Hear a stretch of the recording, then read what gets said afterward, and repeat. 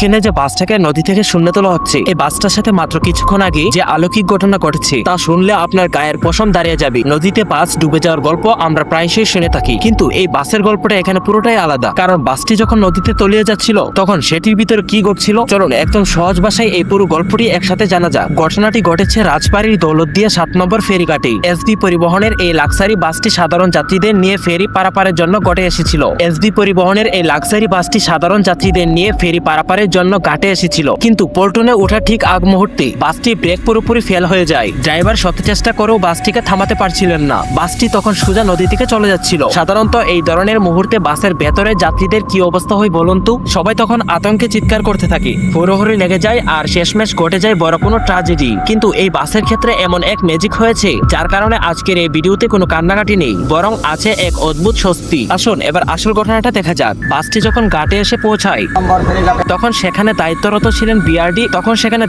ছিলেন বিআইটিসি এবং নৌ পুলিশের কিছু কর্মকর্তা। তারা বাসের অবস্থা দেখে এবং জেলের পরিস্থিতি বুঝে সাথে সাথে হ্যান্ড মাইক নিয়ে পুরো ঘাটে অ্যানাউন্সমেন্ট বা মাইকিং করা শুরু করে। তারা জোর করে দিয়ে বলেন যে নিরাপত্তার স্বার্থে বাসের সমস্ত যাত্রীকে এখনই নেমে যেতে হবে। সম্মানিত যাত্রীরাও কোনো রকম অবহেলা না করে কর্মকর্তাদের কথা শুনেন এবং বাস পন্টনে ওঠার আগেই সবাই এক এক করে নিচে নেমে আসেন। ঠিক এরপরই ঘটে এক ভয়ঙ্কর দৃশ্য। যাত্রীরা সবাই বাস থেকে ঠিক নামার পরপরই ড্রাইভার যখন বাসটিকে পন্টনের দিকে নেওয়ার চেষ্টা করছিলেন তখন বাসটি পুরোপুরি নিয়ন্ত্রণ হারিয়ে ফেলে। চোখের পলকে বাসটি ঘটে থাকা বড় ফেরিটির পেছনে অংশ ভেঙে সোজা নদীতে গিয়ে দপাস করে পড়ে যায়। একবার ভেবে দেখুন তো ভাই, ওই সরকারি কর্মকর্তা যদি সময় মতো মাইকিং করে যাত্রীদের জোর করে না নামাতেন, কিংবা যাত্রীরা যদি আরে দূর কি হবে বলে বাসের ভেতরে বসে থাকতেন, তাহলে আজ নিউজে আমাদের কতগুলো তাজা লাশের খবর দেখতে হতো। কতগুলো পরিবার আজ মুহূর্তের মধ্যে শেষ হয়ে যেত। ড্রাইভার এবং হেল্পারও কিন্তু অলৌকিকভাবে বাসটি ডুবার ঠিক আগ মুহূর্তে জানালা বা দরজা দিয়ে লাফিয়ে বের হতে পেরেছেন, যার কারণে কারো প্রাণহানি ঘটেনি। আমাদের দেশে সাধারণত আমরা প্রশাসনের বা সরকারি লোকজনের খামখেয়ালি পড়ার কথা শুনেই অভ্যস্ত,